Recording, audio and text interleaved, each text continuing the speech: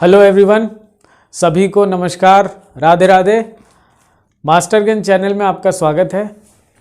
मास्टरगंज channel आश्रुलिपि के लिए यानी शॉर्ट हैंड और स्टेनो के लिए बहुत ही बेहतर प्लेटफॉर्म है। यहाँ पर आपको इंग्लिश और हिंदी दोनों आश्रुलिपि सिखाई जाती है और वर्तमान में हम नया कोर्स भी ला रहे हैं जिसमें आपको कंप्लीट सिलेबस यानी अगर स्टेनो शॉर्ट हैंड का कोई एग्ज़ाम है तो उसका कंप्लीट सिलेबस यानी कि न सिर्फ आश्रुलिपि या न सिर्फ स्टेनो इंग्लिश स्टेनो बल्कि आपको उससे संबंधित जितने भी रीजनिंग के, इंग्लिश के, हिंदी के और जीएस के लेक्चर्स की ज़रूरत है, सभी यहाँ पर आपको प्रोवाइड की जाएंगी।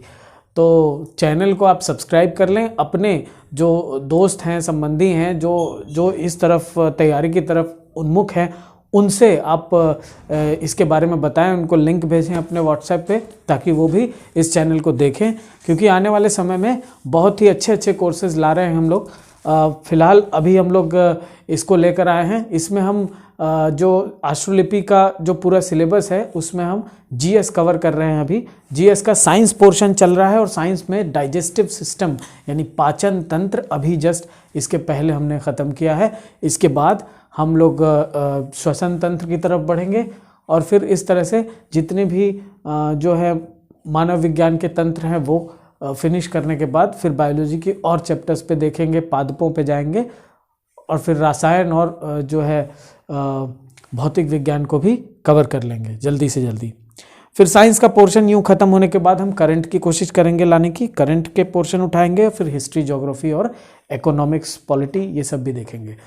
तो बने रहिए हमारे चैनल पर और वीडियो देखते रहिए, लोगों में जो है सेंड करते रहिए, शेयर करते रहिए, सब्सक्राइब करिए हमारे चैनल को और अगर कुछ पसंद आता है तो ज़रूर से लाइक करें और कुछ कमेंट करके बताएं कि क्या क्या आपको और रिक्वायरमेंट है या कोई त्रुटि रह गई है या हमें कुछ इम्प्रूवमेंट की ज़रूरत है।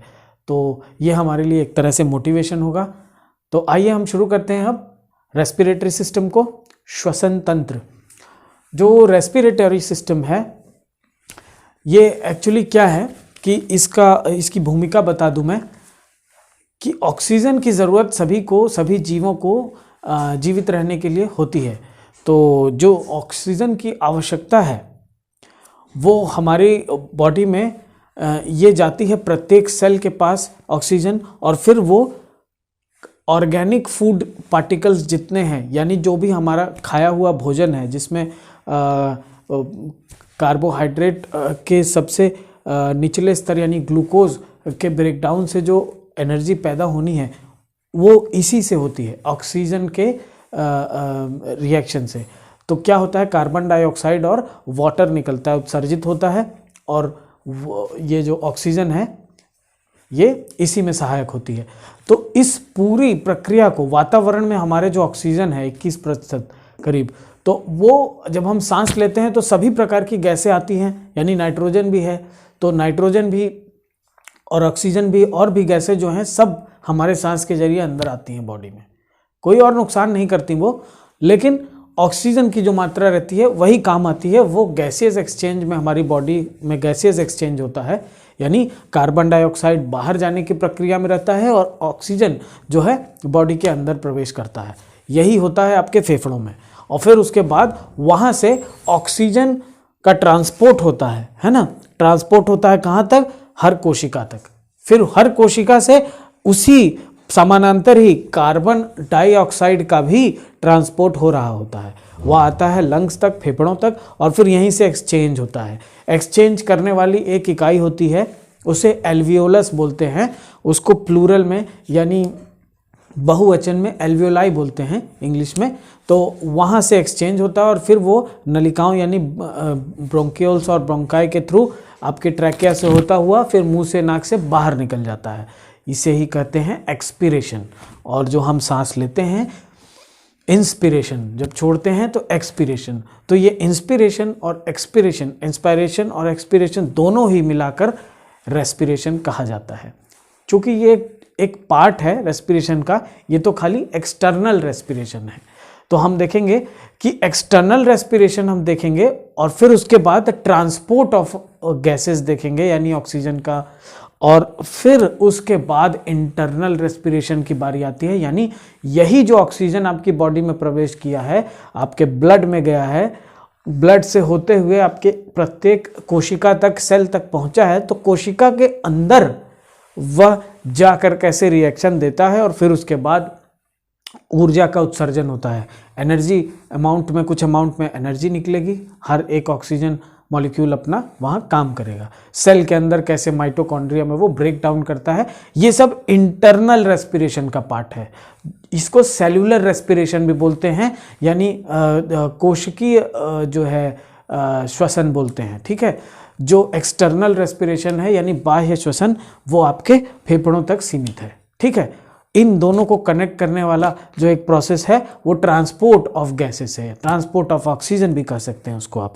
तो ये एक बहुत जटिल प्रक्रिया है लेकिन आसानी से समझी जा सकती है, ठीक है। तो हम अगर देखें तो हम पहले उन अंगों को जान लेते हैं जो इसमें इन्वॉल्व हैं, ठीक है। श्वसन, रेस्पिरेशन में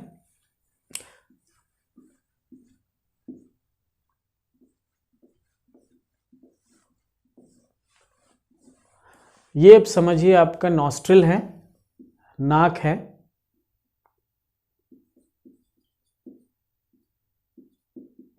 नॉस्ट्रिल्स है, ठीक है। ये आपका माउथ है, मुख गुहा है। यहां से जब मैं पाचन तंत्र बता रहा था तो वहीं पर हमने बताया था कि यहाँ एक कॉमन सी जगह है इसोफेगस में, इसोफेगस से ऊपर यहाँ पे कनेक्ट होता है, एक हायोइड बोन है, इसी के पास यहाँ एक एपिग्लॉटिस होता है, एक ढक्कन जैसी संरचना होती है जो इसमें कभी ये विंड पाइप को ओपन करती है, कभी फूड पाइप को यानी खाने वाली नली को भी ओपन करती है और इसको भी यानी श्वसन नली को भी ओपन करती है। तो कभी इस पर बैठ जाती है, कभी उस पर, तो दोनों एक साथ क्या है कि जब सांस लेना होता है तो फूड पाइप बंद हो जाती है और जब खाना खाना होता है तो विंड पाइप बंद हो जाती है, ठीक है। तो चूंकि दोनों पाइपें जाती हैं, हम सिर्फ अभी श्वसन पढ़ रहे हैं तो हम श्वसन की पाइप बनाएंगे। तो यहाँ से इसको हम देखते हैं, ये ट्रैकिया बोलते हैं। ये रिंग नुमा संरचना पूरी ट्रैकिया में होती है। ये रिंग नुमा संरचना जो है ये कार्टिलेज की बनी होती है, कार्टिलेज। कार्टिलेज हड्डी का ही, ऐसा समझिए कि हड्डी का ही सॉफ्ट वाली हड्डियां होती हैं वो। उसको मैं कभी विस्तृत में बताऊंगा जब आपको स्केलेटो और मस्कुलर सिस्टम पढ़ाऊंगा तब बताऊंगा। फिलहाल जान लीजिए ये इसके रिंग फॉर्म होने की वजह से ये कोलैप्स नहीं करती हैं। जो पाइप होती है ठोस होती है, थोड़ी मजबूत हो जाती है, तो कोलैप्स नहीं करेगी, क्योंकि वो कोलैप्स कर जाएगी तो गैसियस का एक्सचेंज कम हो जाएगा और हमारी बॉडी में ऑक्सीजन कम जाएगा। यदि हमारी बॉडी में ऑक्सीजन कम गया तो श्वसन की प्रक्रिया में बाधा आएगी और जिसकी वजह से हमारे अंदर ऊर्जा उत्पन्न होने में समस्या होगी। जब ऊर्जा उत्पन्न होने में समस्या होगी तो हमारी बॉडी ठीक से काम नहीं करेगी, मस्तिष्क ठीक से काम नहीं करेगा, हो सकता है मृत्यु की भी बारी आ जाए। तो देखिए कार्टिलेज यहाँ पर होते हैं, रिंग नुमा संरचना जो होती है इस पूरी पाइप में, विंड पाइप में, जो मोटी, जो प्रथम जो ये होती है, जो मोटी वाली होती है, इसको बोलते हैं ट्रैकिया। ट्रैकिया बोलते हैं इस पाइप को। ये आगे चल के कई ब्रांचेस में बढ़ती है। तो दो मुख्य ब्रांच हैं वो एक एक फेफड़े में जाती हैं, ठीक है। तो जो लंग्स में जाती हैं यानी फेफड़ों में, ये एक एक इसकी डालियां होती हैं, एक एक ब्रांच। ये ट्रैकिया है, इसको बोलते हैं ब्रोंकस। ब्रोंकस, ब्रोंकस यानी इस दोनों को अगर बोले तो बहुवचन में ब्रोंकाई बोलते हैं।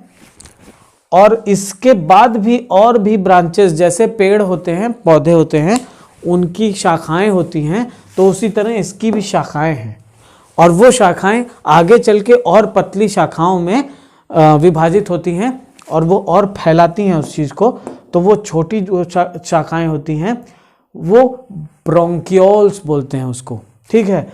और उसी के अंत में गुब्बारे नुमा छोटी छोटी संरचना होती है, बहुत ही माइक्रोस्कोपिक होती है, वहां पर वो आखिरी संरचना होती है। और ये पूरा सब कुछ एक पैकेट में बंद होता है और इधर भी, तो इसी को बोलते हैं लंग्स। और इसका जो ऊपर एक लेयर होती है इसको बोलते हैं प्लूरल मेम्ब्रेन, और इस पूरे अंदर के पार्ट को प्लूरल कैविटी बोलते हैं, ठीक है। इसमें जो लिक्विड होता है वो प्लूरल होता है, ठीक है। ये हो गई आपकी, तो ये जो संरचना है, अब मैं इसको ऊपर बना दूं, शायद दिखाई नहीं दे रहा होगा।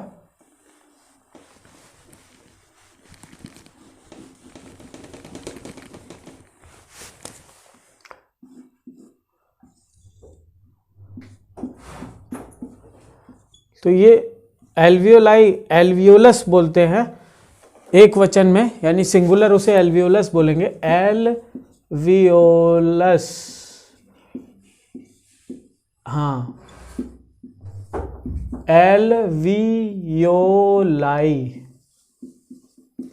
एल्वियोलाई कहेंगे इसको। यहीं पर गैसियस एक्सचेंज होता है, ठीक है। तो मैं जब बता रहा था कि 3 बड़े बड़े इसमें वो हैं, एक तो एक्सटर्नल रेस्पिरेशन, श्वसन में, एक्सटर्नल रेस्पिरेशन यहीं लंग्स में यानी फेफड़ों में होगा, ठीक। और फिर उसके बाद ट्रांसपोर्ट ऑफ गैस होगा, कोशिका तक पहुंचाया जाएगा उस ऑक्सीजन को, और फिर उसके बाद वहां पर जो है इंटरनल रेस्पिरेशन होगा, आंतरिक श्वसन होगा। आंतरिक श्वसन में सेल्यूलर रेस्पिरेशन भी बोलते हैं, यानी कोशिकीय श्वसन भी बोलते हैं। इसमें आपको फाइनली ऑक्सीजन जाके ब्रेक डाउन करेगा कार्बोहाइड्रेट या जो भी मॉलिक्यूल्स हैं उसको, और फिर एनर्जी निकलेगी। यही होता है वो इंटरनल रेस्पिरेशन। अब एक्सटर्नल में जो हम पढ़ रहे थे क्या क्या अंग हैं, तो एक तो ट्रैकिया हो गया, फिर ब्रोंकाई हो गया, फिर ब्रोंकियोल्स है, और फिर फाइनली एल्वियोलाई है। एल्वियोलाई से ही गैसियस एक्सचेंज होता है। अब ये जो लंग्स हैं, ये जो फेफड़े हैं, ये हमारे रिब केज में कैद रहते हैं। रिब केज यानी आपकी जो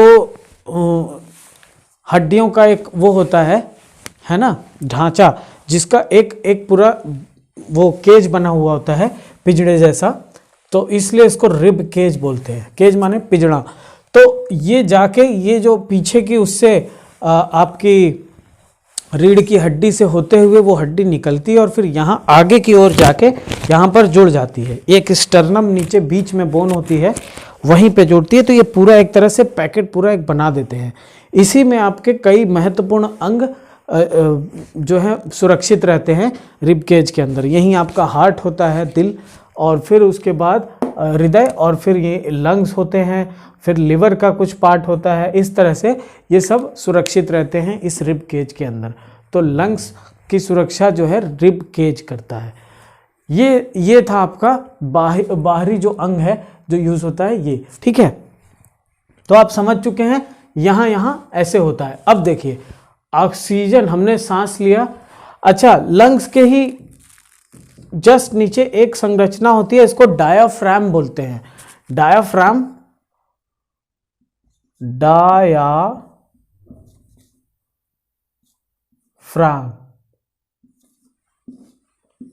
इंग्लिश में,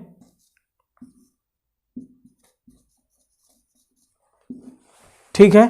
डायाफ्राम जो होती है वो आपकी लचित एकदम वो होती है, क्या कहते हैं, एक तरह से रबड़ जैसी संरचना होती है जो बहुत ही लचीली होती है। जब ये डायाफ्राम कॉन्ट्रैक्ट होता है तब ये सांस अंदर आती है, ठीक है। जब रिलैक्स होता है तब सांस बाहर जाती है। जैसे हमने सांस लिया तो डायाफ्राम ऊपर की ओर चढ़ेगा और ये एक्सपैंड होगा। आपका रिब केज जो है ऐसे एक्सपैंड होगा, लंग्स पूरे फूल जाएंगे गुब्बारे की तरह। फिर जैसे ही सांस छोड़ेंगे फिर वो वापस अपनी पोजीशन पे शिथिल हो जाएगा। ये एक बड़ा महत्वपूर्ण अंग है। इसका इसी की वजह से श्वसन की जो प्रक्रिया है बड़ी स्मूथ हो जाती है। इसलिए ये भी एक महत्वपूर्ण अंग है। तो ये थे इनके अंगों का विवरण विस्तृत। अब देखिए जो है रेस्पिरेशन में हम आते हैं। एक्चुअल में ऑक्सीजन और कार्बन डाइऑक्साइड दोनों गैसों का एक्सचेंज कैसे होता है। सांस लिया, ब्रोंकाई ब्रोंक्यूल्स सबसे होते हुए एल्वियोलाई तक पहुंचा। अब वो ऑक्सीजन मॉलिक्यूल एल्वियोलाई तक पहुंचा तो प्रत्येक एल्वियोलाई के चारों ओर रक्त की धमनियां होती हैं, ठीक है, जो ब्लड सर्कुलेशन इस पे पूरा लगा हुआ होता है। अब इन्हीं से गैसियस एक्सचेंज होता है, क्योंकि जो धमनियां होती हैं वो उसकी जो झिल्ली होती है बहुत पतली होती है, परमेबल होती है। तो ऑक्सीजन और कार्बन डाइऑक्साइड का एक्सचेंज यहीं एल्वियोलाई के थ्रू होता है। क्यों? डिफ्यूजन की मदद से। किसकी मदद से? डिफ्यूजन की मदद से। डिफ्यूजन एक प्रक्रिया है जिसमें जो जैसे जहाँ अधिक कॉन्सेंट्रेशन है वो कम की तरफ भागती है। तो मान लीजिए यहाँ पर हमने सांस लिया और ऑक्सीजन की बहुत बड़ी मात्रा है और ब्लड जो है वो पूरे शरीर से कार्बन डाइऑक्साइड लेकर आया हुआ है, यहाँ पर लगा हुआ है। कई सारा होगा जो यहाँ पर ऑक्सीजन भी लेकर वापस जा रहा होगा, लेकिन अभी हम देखते हैं यहाँ कार्बन डाइऑक्साइड की मात्रा रुधिर ब्लड के अंदर है और एल्वियोलाई में ऑक्सीजन की मात्रा है। अब ये इसकी तरफ जाएगा और वो इसकी तरफ आएगा डिफ्यूजन की मदद से। तो यहाँ से डिफ्यूजन होते ही ये एक दूसरे से एक्सचेंज हो जाएगा, इसी को बोलते हैं गैसियस एक्सचेंज। अब जो ब्लड सप्लाई है वो होते हुए अलग अलग कोशिकाओं में जाएगी, ठीक है। पहले हार्ट में जाएगी, हार्ट फिर पंप करेगा, फिर उसको अलग अलग जगह भेजेगा। तो वो तो हम सर्कुलेटरी सिस्टम में देखेंगे। यहाँ पर ये आप समझ चुके होंगे एक्सटर्नल रेस्पिरेशन। अब ट्रांसपोर्ट ऑफ ऑक्सीजन वही है जो ऑक्सीजन प्रत्येक कोशिका तक पहुंचेगा और वो है ट्रांसपोर्ट ऑफ ऑक्सीजन। उसमें अधिक कुछ बताने की ज़रूरत नहीं है। और फिर यहीं आपको इंटरनल रेस्पिरेशन की तरफ ले चलता हूँ। जब ये ऑक्सीजन पहुँचता है वहाँ पर कोशिका के पास, तो कोशिका के अंदर प्रवेश करते ही बड़े मॉलिक्यूल्स जो हैं, जो स्टार्च है या जो भी ऑर्गेनिक मॉलिक्यूल्स हैं, उनके ब्रेक डाउन के लिए वो काम करता है। कोशिका के अंदर एक संरचना होती है माइटोकॉन्ड्रिया, वहाँ पर एरोबिक रेस्पिरेशन होता है, ठीक है।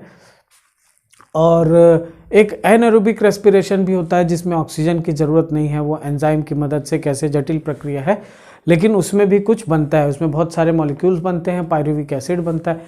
लेकिन एरोबिक रेस्पिरेशन में जब टूटता है मॉलिक्यूल्स एरोबिक रेस्पिरेशन से ऑक्सीजन की मदद से, तब वहाँ बहुत भारी मात्रा में ऊर्जा उत्सर्जित होती है और वही ऊर्जा फिर आगे शरीर में काम आती है, जो पूरी बॉडी में एक तो टेम्परेचर मेंटेन करती है। गर्मी जो हमारी बॉडी में आती है वो इसी से आती है, ब्लड का संचार जो होता है वो, और ये जो है ऑक्सीजन जो एनर्जी दे रहा है ऑक्सीजन की वजह से, इस रिएक्शन से, ठीक है। तो ये थी इंटरनल रेस्पिरेशन की बात। और एक्सटर्नल रेस्पिरेशन आप समझ ही गए हैं, तो पूरा रेस्पिरेशन आपका ये कंप्लीट हो गया है। इसमें अगर कुछ रह जाता है तो मैं बाद में बता दूंगा, या आप कमेंट में लिखें क्या आपको इसमें और अगर चाहिए हो तो मैं उसको भी डाउट क्लियर कर दूंगा, ठीक है। रेस्पिरेशन आज यहाँ समाप्त करते हैं। चैनल जो हमारा मास्टर गन चैनल है, इसको ज़रूर से सब्सक्राइब करें। अच्छे अच्छे वीडियोस आने वाले हैं। साइंस की शुरुआत हो गई है। आने वाले समय पर हिस्ट्री, ज्योग्राफी, पॉलिटी, इकोनॉमिक्स और साइंस एंड टेक और करंट से लेते हुए बहुत सारे अवार्ड्स, गेम्स, सब कुछ लेंगे हम। और हम इंग्लिश स्टेनो और हिंदी स्टेनो भी चला रहे हैं। सेपरेट बैच हैं सब चीज़ के, और आपको जब भी इच्छा हो तो आप इसको ज्वाइन भी कर सकते हैं, नहीं तो हमारे चैनल पर सब मिल ही रहा है, ठीक है। Thank you.